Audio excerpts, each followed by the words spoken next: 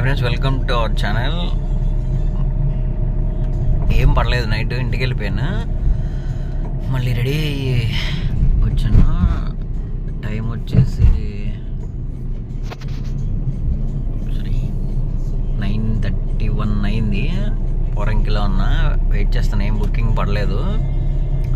Next week వరకు చూస్తా, set అయ్యేలా ఉంటే ఓకే, లేదంటే హ్యాపీగా కాంటాక్ట్లో ఉన్న కారుని చేసి మీద ఎంబేసి మా నాన్నగారు ట్రక్ ఒకటి కొనుక్కోమంటున్నారు. ఇంట్రా V30 ఉంటుంది కదా, అలా లోడ్లో వేసుకెళ్తారు ఆ ట్రక్. చిన్నప్పటి నుంచి మనం ఆయన మాట వినింది లేదు. ఈయనకే ఇట్లా ఇంతవరకు ఇంకా లైఫ్లో సెటిల్ అవ్వాలా. ఆయన మాట అంటే ఖచ్చితంగా సెటిల్ అయ్యేవాడిని. మనకి కొంచెం బలుపు ఎక్కువలేండి.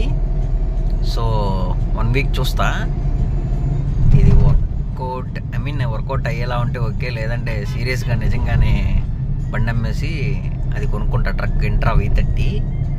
మా నాన్నగారు ఏదో ఒకటి చెప్తారు. మా పొలంలో పండిస్తారులేండి, 5 రోజులుకుంటా ఉంటా.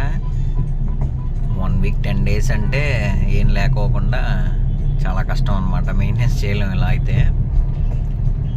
ఈఎంఐలు ఎక్కడ కడతాం, ఇన్సూరెన్స్లు ఎక్కడ కడతాం, ఇవన్నీ ఏం చేస్తాం, చేయలేము అనమాట. నెక్స్ట్ సాటర్డే వరకు చూస్తా. దసరా లోపు అయితే ఖచ్చితంగా బండి కొనేయడమే. ఖచ్చితంగా బండి కొంటే మాత్రం ఈ ఫీల్డ్ ఖచ్చితంగా దండం పెట్టి ఆ 296 నేను ఒకటి ఉంచుకుని, అది ఎట్లాగో కాంట్రాక్ట్లో ఉంది కదా, అది ఉంచుకుని మిగతా బళ్ళని అమ్మేస్తా. దరిద్రం పోయింది. ఈ ఫీల్డ్కి నేను సెట్ అయ్యేలాగా ఏం కనపడట్లా. ఖచ్చితంగా ఆ ఫీల్డ్కి కూడా సెట్ అవును.